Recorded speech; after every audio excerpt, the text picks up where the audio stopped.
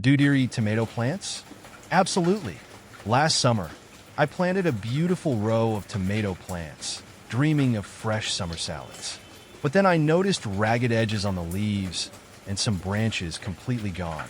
To my dismay, I spotted deer prints in the soft soil nearby. The cheeky things had munched on my tomato plants. I learned the hard way that deer love those tender leaves, and I had to scramble to put up a fence to keep them out. Are coffee grounds good for tomato plants? I've heard mixed things about coffee grounds for tomatoes. Some people swear by them, saying they add a kick of nitrogen to the soil. I've tried sprinkling them around the base of my plants, and while I can't say for sure it caused a growth explosion, the plants seem to do well. What I did notice is that the coffee grounds seem to deter some pests, especially those pesky slugs. I guess that slightly acidic and grainy texture wasn't their favorite. Can dogs have tomato soup? Sadly, I wouldn't recommend giving my pup tomato soup. Even though I love a steaming bowl myself, many store-bought soups have onions and garlic, and those ingredients can be really bad for dogs. The high salt and sugar content isn't great for them either. Sometimes I'll make a homemade veggie soup packed with healthy things like carrots and squash, and I might share a bit of plain broth with my furry friend, but anything with tomato is best kept away from them. Do rabbits eat tomato plants? Oh boy, do they ever! My vegetable garden used to be a rabbit buffet. I planted beautiful, full tomato plants one summer, and before I knew it, the bunnies had turned them into little nubs.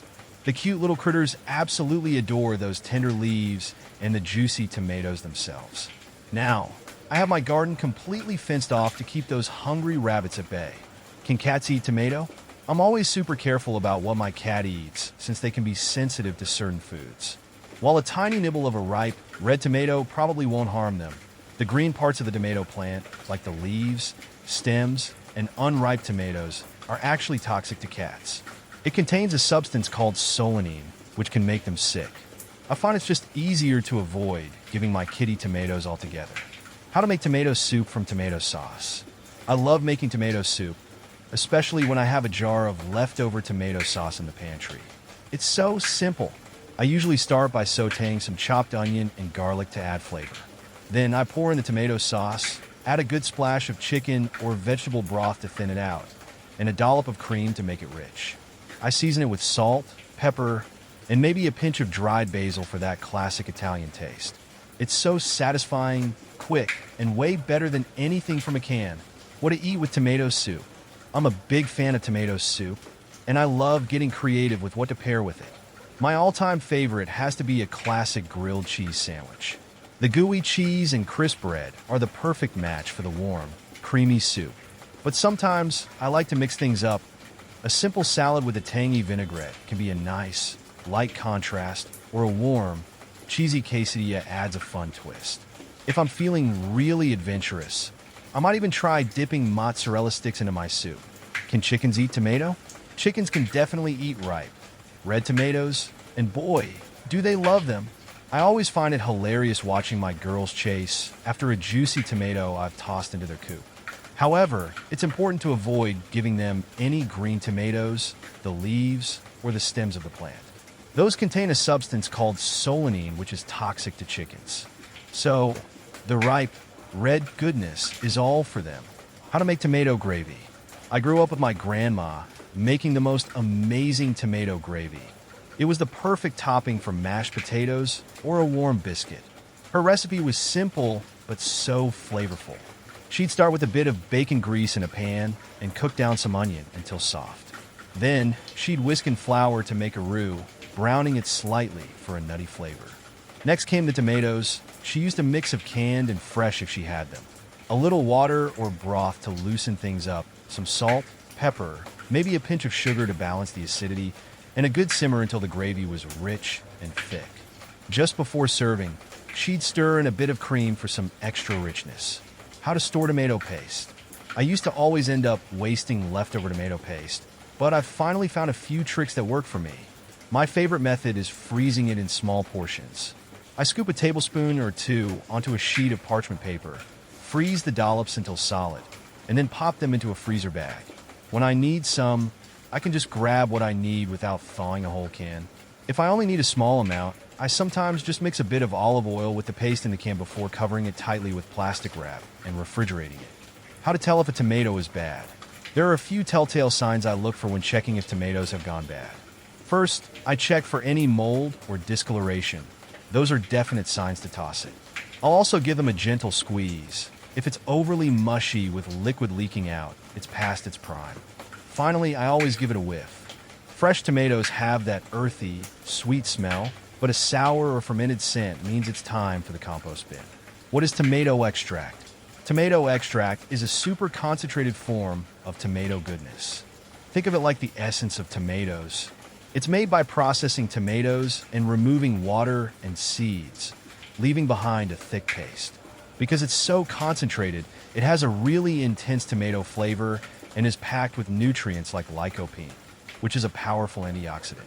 You'll often find it used as a natural food coloring or flavor enhancer in things like soups, sauces, and even skincare products because of all those good-for-you benefits. Want to cover tomato plants at night? Here in my area, I start paying attention to overnight temperatures around late spring or early summer when I have tomato seedlings growing outdoors. If the forecast calls for a dip below 50 degrees Fahrenheit 10 degrees Celsius, I'll usually cover my plants. Young tomato plants are more sensitive to cold, and chilly nights can stunt their growth or even damage them. I have simple frost cloth covers ready, and I just drape them over the plants in the evening and take them off in the morning when things warm up. Why are my tomato plants wilting? Seeing my tomato plants wilting is always discouraging. There are several potential reasons why this could happen. The first thing I usually check is the soil's moisture. Tomatoes like consistently moist but not soggy soil. Underwatering is a common culprit, but oddly enough, overwatering can also make plants wilt. If the soil feels right, I start looking for signs of disease like yellowing leaves or spots, which could indicate a fungal issue. Pests like tiny sap-sucking aphids can sometimes stress a plant enough to make it wilt as well. How many tomato plants per 5-gallon bucket? It's best to stick to just one tomato plant per 5-gallon bucket. Tomatoes need plenty of space for their roots to grow strong and healthy.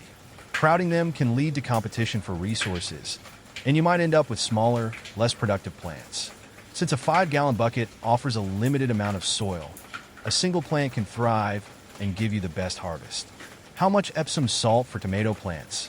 A good rule of thumb is to use about 1 tablespoon of Epsom salt per foot of plant height. So, if your tomato plant is 2 feet tall, you give it about 2 tablespoons. You can mix it with water for easy application, or sprinkle it directly around the base of the plant and water it in. It's best to do this every 4 to 6 weeks during the growing season to provide your tomatoes with a boost of magnesium and sulfur. Is tomato soup gluten-free? Not all tomato soup is gluten-free.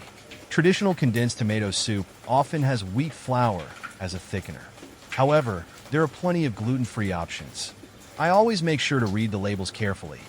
Look for certified gluten-free brands or try making your own. Homemade soup ensures I know exactly what goes into it, and it always tastes better anyway. Is tomato sauce keto? Tomato sauce can be keto-friendly, but it depends on the ingredients. Store-bought sauces often contain added sugar, which can bump up the carb count. The best bet is to make your own sauce where you can control the ingredients, or look for brands that specifically label their products as sugar-free or low-carb. Is tomato soup keto? Tomato soup is trickier. While tomatoes themselves are naturally low-carb, many tomato soup recipes use thickeners like flour or have added sugars. These ingredients would make them unsuitable for a keto diet. However, you can definitely find or make keto-friendly tomato soup recipes. They typically use heavy cream for richness and alternative thickeners like xanthan gum or low-carb flours. Tomato versus tomatillo. Tomatillos have this unique, tart flavor that really brightens up dishes compared to tomatoes, and I find their husk, green exterior makes them a fun ingredient to experiment with in salsas and sauces. Tomato versus marinara. When I make marinara sauce from scratch, I love how using fresh tomatoes adds a vibrant, juicy essence to the sauce, giving it a depth of flavor that canned tomatoes just can't match. Tomato versus potato. Tomatoes are my go-to for adding acidity and a fresh burst of flavor to dishes, while potatoes, with their hearty and comforting texture, are perfect for making a meal feel more substantial and satisfying. Tomato versus persimmon. Persimmons are such a delightful surprise when I use them in salads or desserts. Their sweet, honey-like flavor is a refreshing change from the tangy and acidic kick of tomatoes.